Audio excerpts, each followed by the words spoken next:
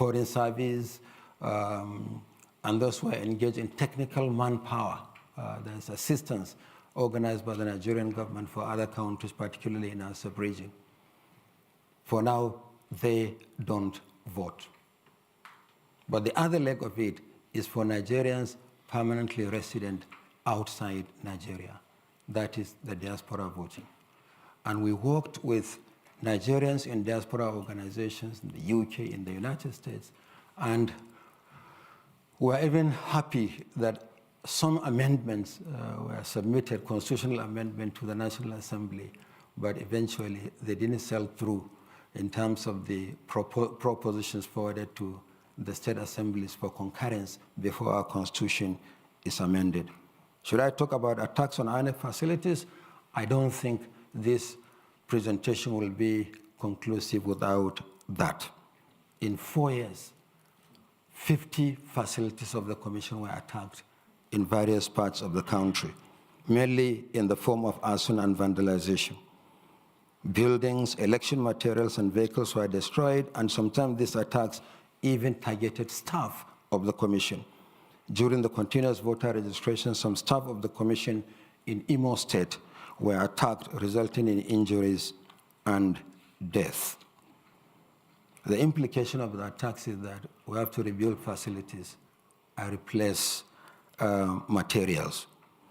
And the commission and the security agencies have increased their presence in some of these locations.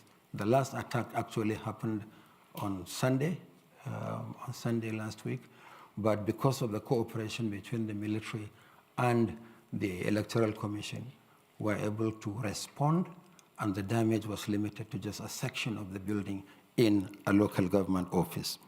The Commission has repeatedly called for concerted efforts to control and check these attacks. And in December last year, the National Assembly held a public hearing on these attacks, and we hope that authorities have these attacks under control and the response by the security agencies more coordinated. But in spite of these attacks, we'll rebuild facilities, we'll replace damaged or lost items. The election will continue. Finally, we have promised Nigerians and friends of Nigeria that the 2022 general election will be free, fair, credible, and inclusive. And we have left no stone unturned in preparing for it, despite several challenges. But all elections, especially those involving the type of extensive national deployment like we do in Nigeria, will naturally come with challenges. We have worked closely with stakeholders and development partners to confront these challenges, and we are satisfied with our preparations so far. Our commission does not take the pledge that we have repeatedly made to Nigerians lightly. We are leaving no stone unturned in our preparations, and our commitment remains only to Nigerians and not to any political party or any candidate. Our commitment and loyalty is to Nigeria and the Nigerian people. Only the votes they cast will determine who becomes what. It's not in our hands, it's in the hands of citizens. This is what the law requires of us.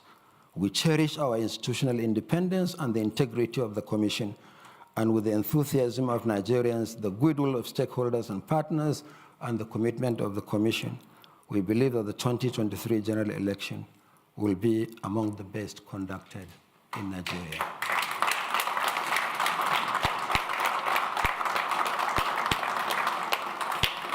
The only thing I need to add is to say thank you, Alex, and thank you, Chatham House. Thank you very much. After that, I don't know if you want some water, but there it is. Okay, I'm going to overrun a bit if we need the conversation because the Q&A is so important, and there's a stream of questions on this laptop. But we're going to go around the room first of all here, and I'll take questions in threes. It's good. I think today we may have more opportunity to have more questions asked. So I'm going to move in blocks. So lady there, first of all. The sister that's behind you, first of all. Yeah, but we'll come to you also. Please go ahead. Do tell us who you are and short question, please. Good afternoon, everyone. My name is Lyle. and I'm a concerned citizen. So I've got a couple of questions, but I think you've touched on some of it.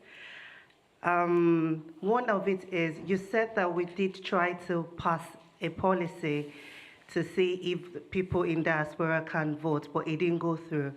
Would you tell us why you think that happened and what we can do for upcoming election? And then secondly, the election is just in a few weeks' time, sometime in February. But then a lot of people still haven't gotten their their PVC. And we see videos every day of maybe INEC officials not being biased in giving out the voters' card. Is there a way, it could be in future, because I don't know what we can do in this short time to ensure that people get their PVC early enough before, and considering a lot of people are registered maybe where they want to vote, and they can't have their PVC unless they travel to maybe their home country, home state, sorry, I apologize for that.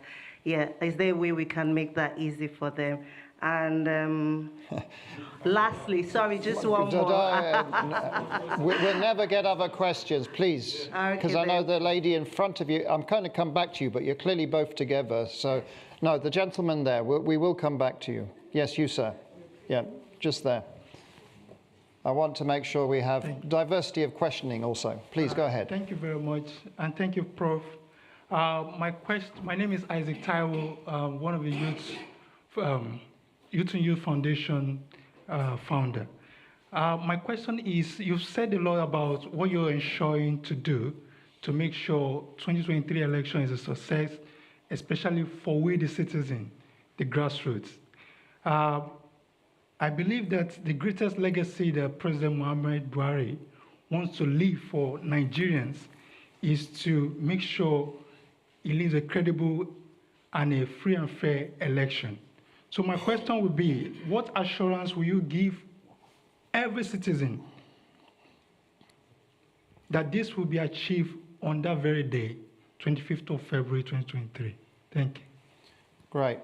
I'm going to read one out that's come in. We'll be coming back, don't worry. And I will definitely overrun till about past, so we've got time. We have here a question from Tarila Abede, who's from the Conflict Research Network of West Africa, saying, our research shows that despite the gains in Nigerian security forces, communities across Nigeria are experiencing different forms of violent conflicts and terrorism, and armed groups continue to occupy communities, leading to displacement of civilian population and communities. Will INEC conduct elections in communities where there are active terrorist groups, especially in the northeast and northwest? If so, how will it guarantee the credibility of elections conducted in these communities? And if not, how will INEC ensure displaced communities are not disenfranchised? So that's the additional question. So, Prof, I ask you to respond to those, and then we come for another round. Okay. Please. Okay. Yeah. You can sit if you want or stand. It's as you wish. You know, I have been a teacher all my life. You better stand then. Stand. We conduct our business standing, so. We'll put that on the live stream standing too. Okay, let me start with the last question.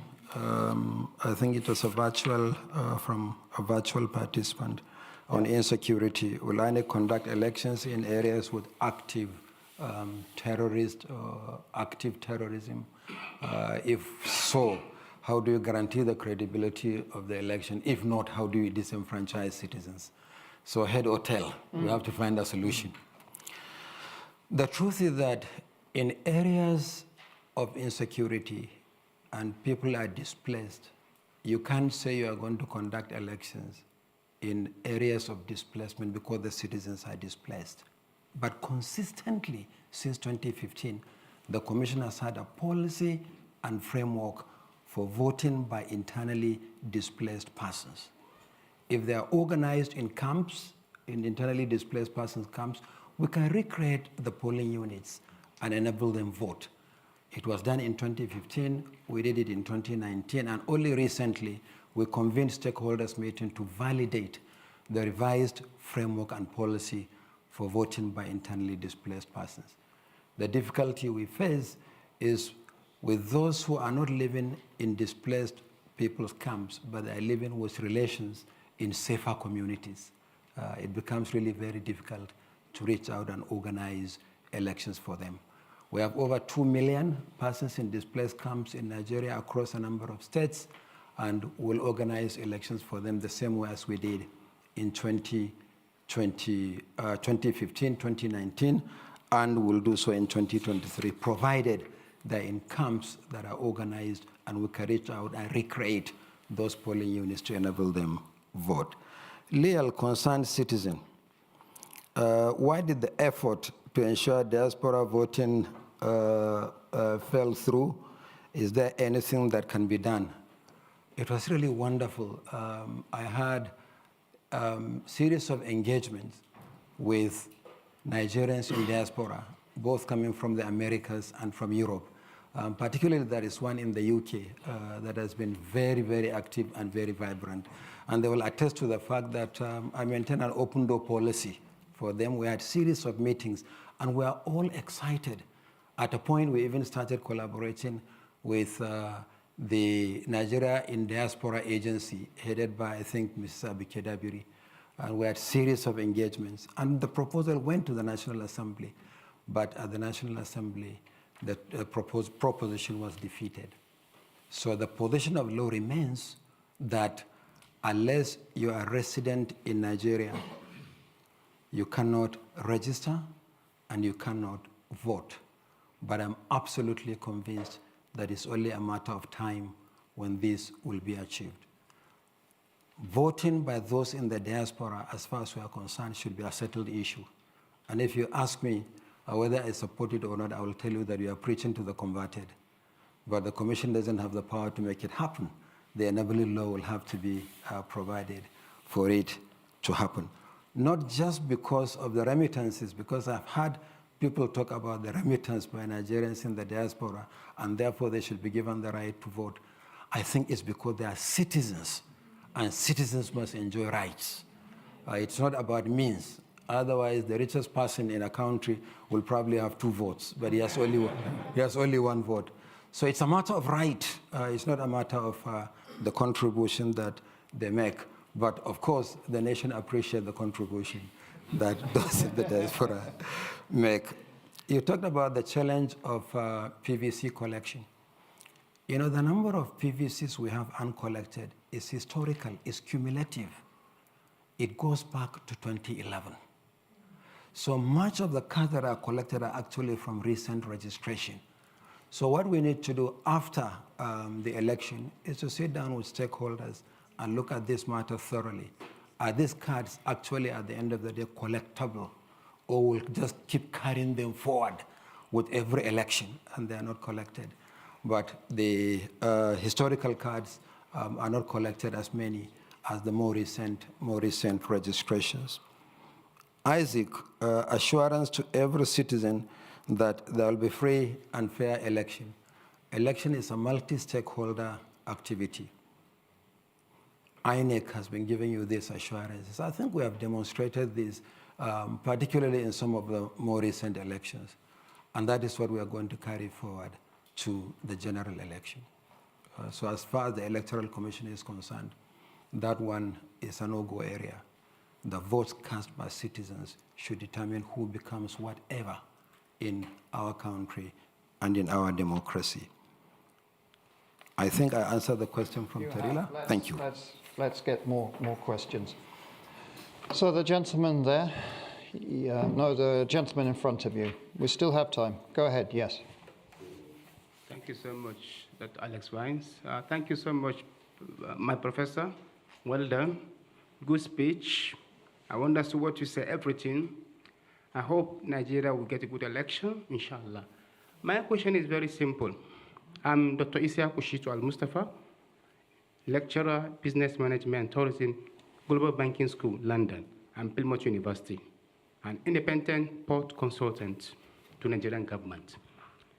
Nigeria spent a lot of money in every cycle of elections over the years.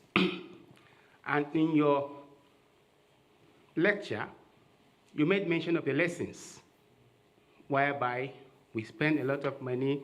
Funding is key issues, and release of funds is key issues. And Nigeria, statistically, is very poor economic-wise. We know everything. And do you think it's a good recommendation for next government to make election like a 7-year event, whereby instead of having 4-year term of presidency in the government, you have a 7-year term, which ex-President Jonathan advocated for. So that this will reduce the tensions over the years in politics, and as well the money spent on the economy, money that's supposed to be churned out to education and health. Do you think it's feasible based on the experiences? Thank you. Thank you very much. Right at the back there, question. Yeah. No, yes, there. So I know who you are. I'm just trying to say I don't know who you are. Yeah, please introduce yourself. Thank you very much. My name is Lena Coney-Hoffman. I'm an associate fellow with the Africa program here at Chatham House, and I lead the research on social norms and accountable governance. So in July of 2022, we released our latest results and findings from our reports and work that we've been doing in Nigeria on vote selling behavior and democratic dissatisfaction. It's available on our webpage. And one of the findings that we had was around ballot secrecy. So that's my question to you. A lot of vote buying and vote selling transactions have to do with the level of ballot secrecy. So how is INEC going to improve and guarantee ballot secrecy in the upcoming elections to allow perhaps voters to renege on these vote selling and vote buying transactions? That's an important aspect of that transaction and the expectations of that transaction. So to what extent is INEC guaranteeing ballot secrecy and improvements in that regard in the upcoming elections? Thank you very much. Thank you very much. One more coming in here. Please, I will be this side of the room. Don't worry. We still have time. Ode Friday from the Accountability Lab in Abuja is asking, I'll be glad to hear from the prof on asset declaration on political aspirant. Very few have put this out. Section 85 to 90 talk about campaign fines being declared, but no public evidence of this. Thank you. Over to you.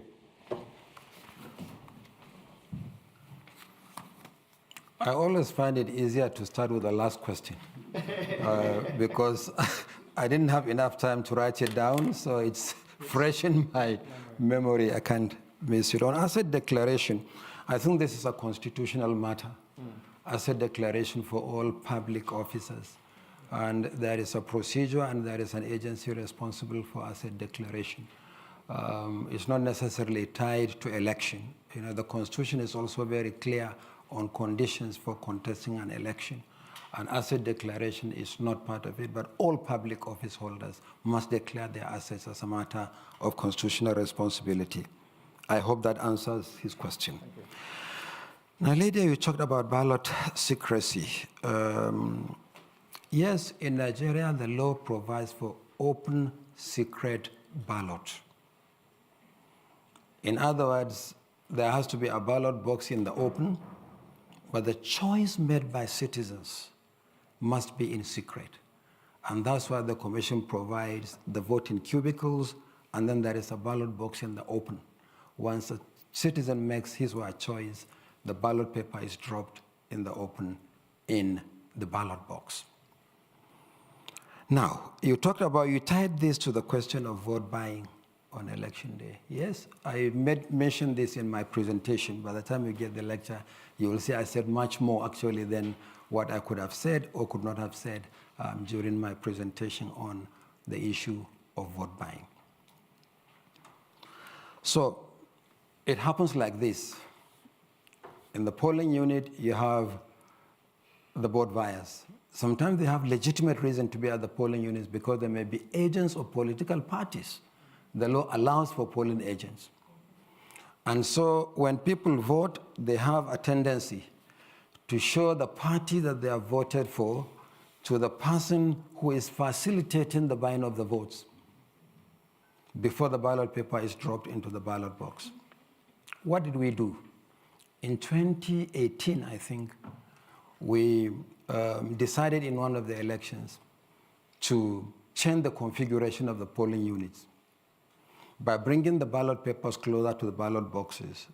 The voting cubicles, the ballot box close to the voting cubicles, in order to curtail the distance that they travel between the time they make their choice in the cubicles to the point they drop the ballot papers in the ballot boxes.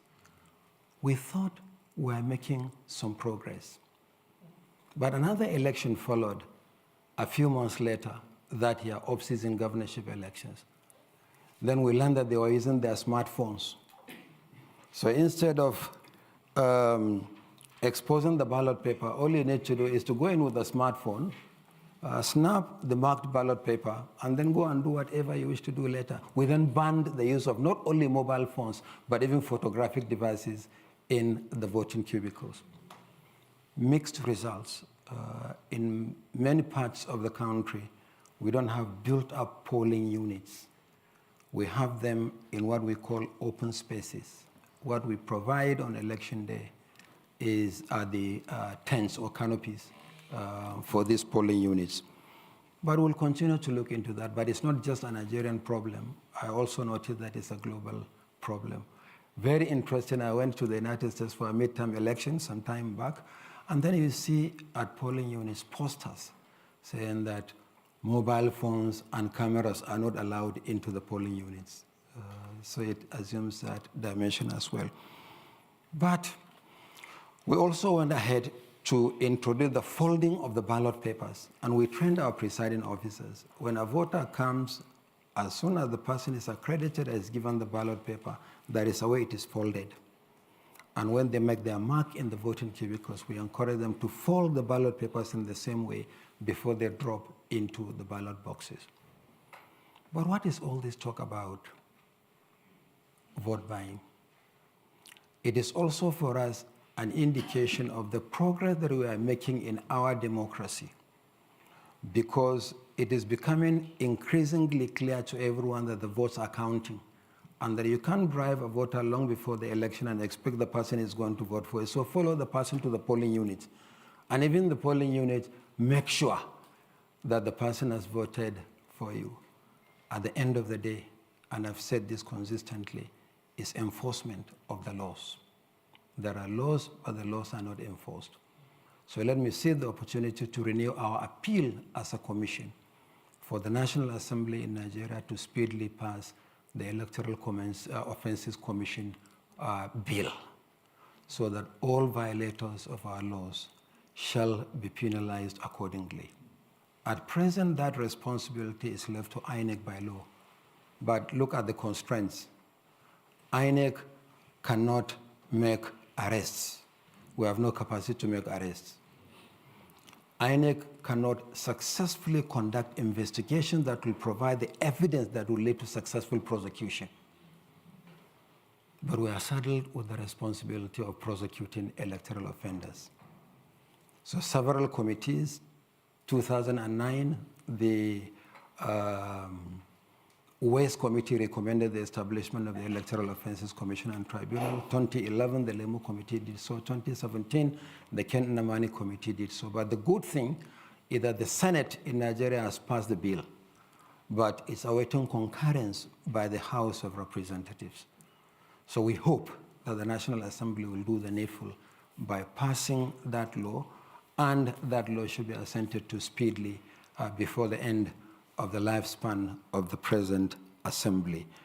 Dr. Isiaku Mustafa, this is the easiest question I can answer. As far as INEC is concerned, we conduct elections on the basis of what the law says we should do. It is not our business to do advocacy for extension of tenure. But whatever the law provides, it's what you do. Thank you very much.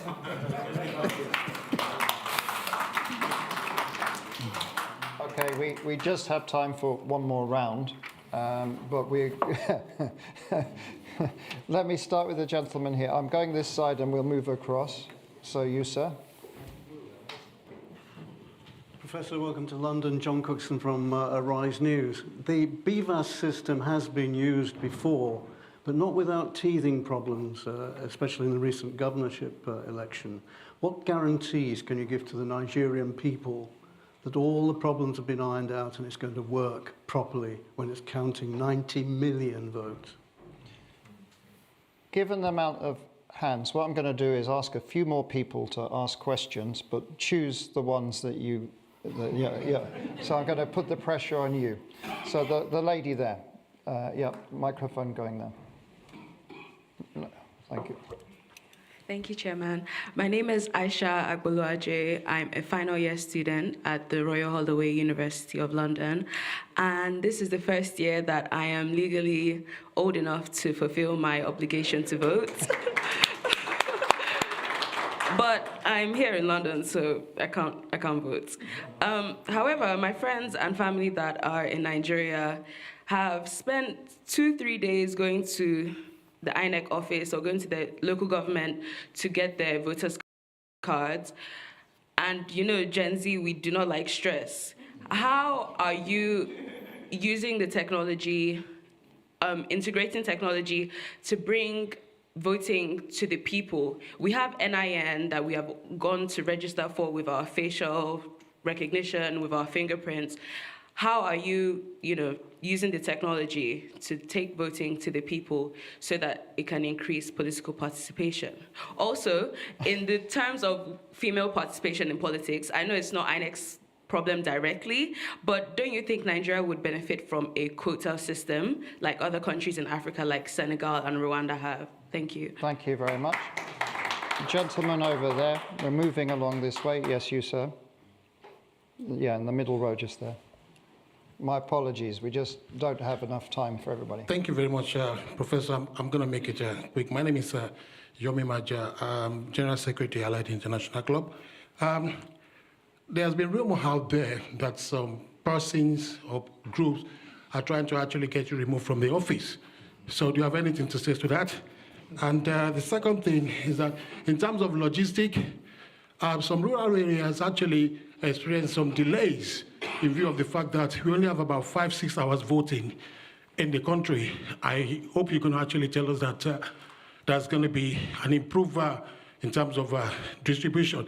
Quickly, lastly, thousands of people... come on. No, enough. Please. And the lady at the back there. Yes, madam, you.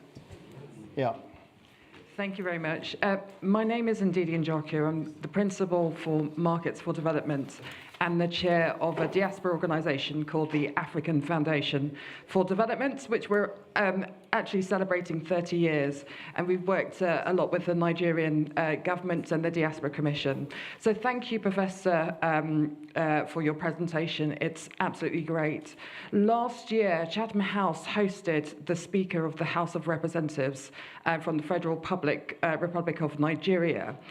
When he talked about diaspora voting, he said that the House had wide theoretical support to bring diaspora voting into fruition, but he mentioned that the issue was a practical issue. So my question is, what is the Commission doing to examine innovative and practical ways in which diaspora voting could be realised? Thank you. Okay, and finally the gentleman at the door there. Yeah, you, sir.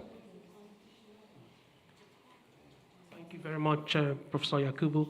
I'm Professor Chris Imafidon. I chair the Excellence in Education Program, and we collaborate with a few Nigerian universities. I just want to clarify from you whether the continued use of senior academics as returning officers, instead of the new suggestion that they may need to use local government officers due to security and safety, is a rumor. Thank you. Thank you very much.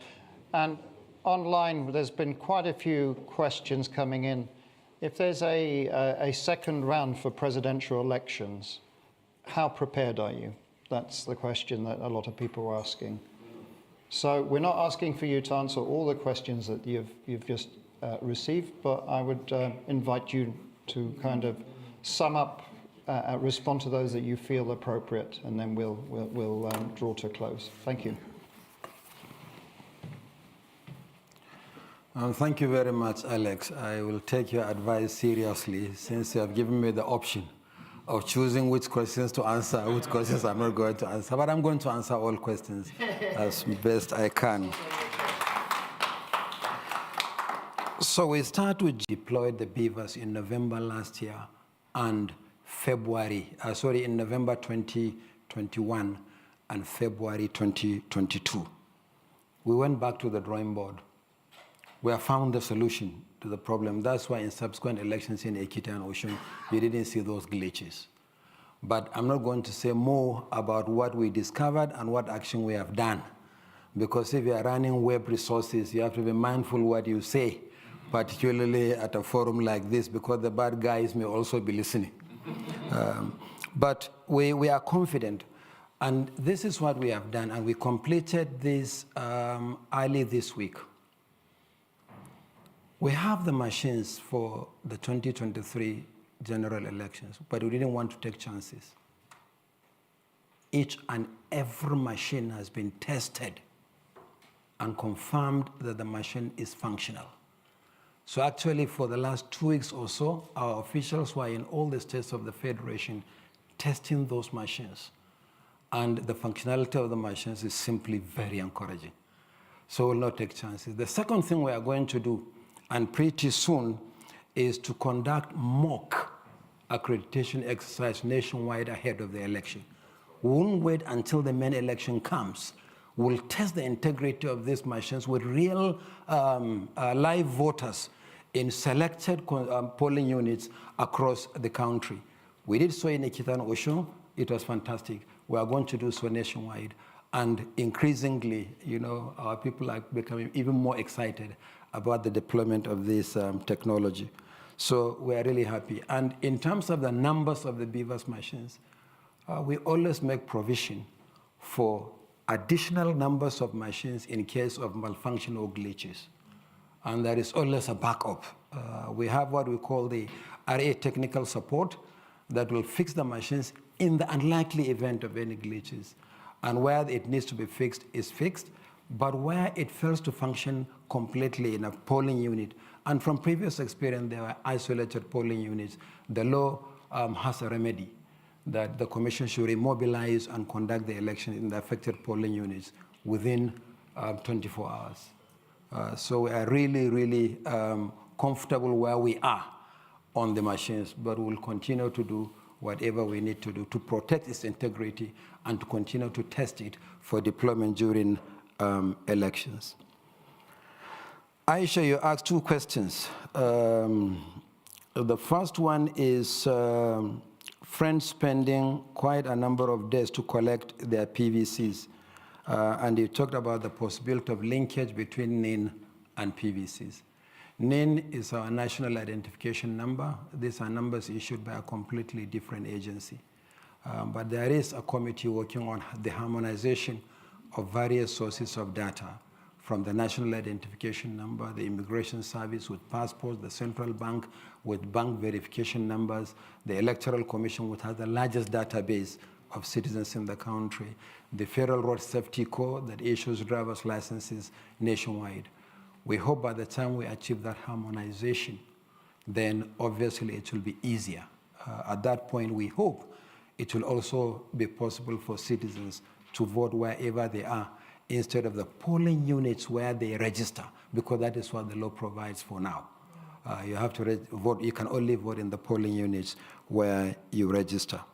But he said some people are spending 2 to 3 days trying to collect their PVCs.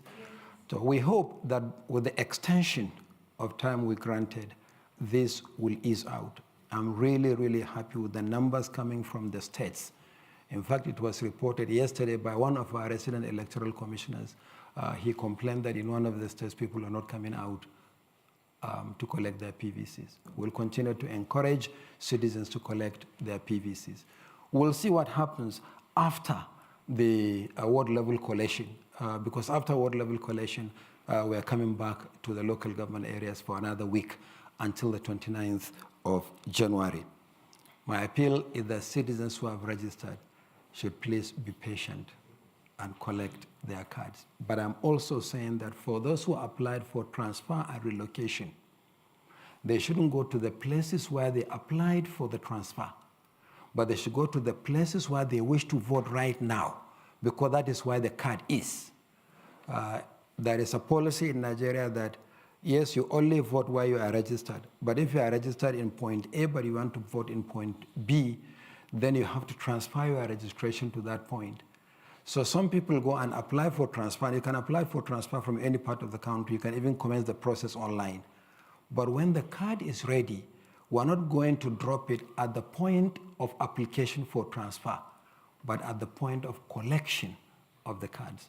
So it's important to keep telling the young Nigerians that they should also know that if they applied for transfer, this is the procedure for them to get their cards. Can Nigeria benefit from the quota system? That's the other question you ask. My own preference is for affirmative action. Affirmative action for any segment of the society that is underrepresented. And we saw this in the Kenyan constitution, and it's very progressive. But right now, participation of women, particularly in elective offices, is at the mercy of political parties. And we haven't made much progress in that respect. And you can't contest an election in Nigeria unless you are sponsored by a political party. So we look forward to members of the National Assembly doing some affirmative action. You can't leave a large segment of your population not participating in government in that manner, particularly at the level of elective representation. So we look forward. Again, the best example for me, as I said, is Kenya. They deliberately introduced what you call quota, but actually it's affirmative action. So we look forward to that kind of affirmative action in our country as well. Yomi, he said, persons or groups plotting to oust the chairman of INEC. I'm here, and I'm still the chairman of INEC. That answers your question. Then you said Nigeria has 5 to 6 hours of voting. Basically, we're asking, what can we do? Yes, in theory, it's actually the 6 hours of voting, 8:30 to 2:30. But actually, it's flexible. They said every voter who is on the queue before 2:30 will vote, even if voting goes into the night. So in other words, whoever is on the queue on election day before 2:30 will be able to vote. I remember we also cut the process short. Instead of accreditation, and then you go home and come back at an appointed hour to vote, it's now a simultaneous process. Citizens accredit and they vote, made possible by the deployment of technology. So it's not like 5 or 6 hard and fast fixed hours. It's 6 flexible hours because whoever is on the queue will vote no matter how long it takes. Chair, Diaspora Organization, he said that someone said that there's a practical issue rather than a legislative issue. That's the impression I get. He said that there's a practical issue that should be addressed, and you tie this to the issue of funding and logistics for election and whatever. They said that they have wide-scale support, but there was a practical issue. They kind of looked around the world, they didn't see any solution. So it was just whether the Commission are looking at innovative solutions to bring about diaspora voting. Okay, the best thing for us, before we even talk about innovative solutions, is for the law to be amended to enable us proceed. For as long as the law is not amended, we cannot even begin to innovate. Yes, as I said, we have a policy on the diaspora voting, but as long as the law remains what it is, it's going to be an obstacle to diaspora voting. So the law first. Once the electoral legal framework is clear, then we can debate, we can discuss how are we going to start, where are we going to start, what will be the modalities and what have you. But the law first before we talk about what we do. Then, Prof, you talked about the continuous use of senior academics as returning and collection officers, and you proposed that we should perhaps use what, local government workers? Am I getting you right? Sorry, Prof. Yeah, it said it's being discussed that they may use local government workers instead of academic institutions? Who may use local government workers? Your The commission. commission? No. Your commission. Now, please discountenance that it must be a rumor. The procedure is very clear. We can't use local government workers. We are not conducting local government elections. Local government elections are conducted by state electoral commissions. There is a procedure, there is a policy, the policy hasn't changed, and that is what will apply for the 2023 general elections. Then Presidential runoff. yeah, presidential runoff. Is the commission prepared for a presidential runoff? The truth of the matter is that with every general election, the commission prepares, at least for some time now in the last 3 electoral cycles. We also prepare for that possibility. Reason is, until the Constitution was amended, there was only 1 week for presidential runoff in case it happens.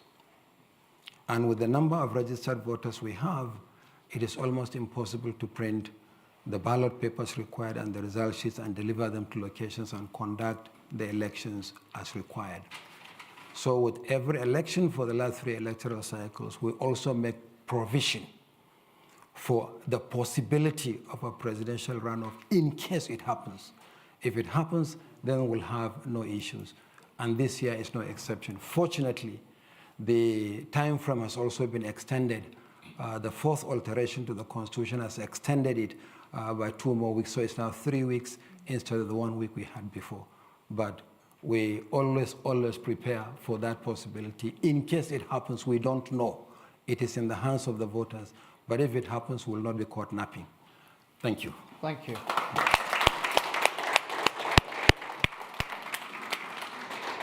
We already borrowed a lot more time, so we're 20 minutes over. My apologies, but I think it was worth having a deeper conversation. This was a technocratic presentation, so this is not the electioneering that we've had yesterday in December, and we will have tomorrow.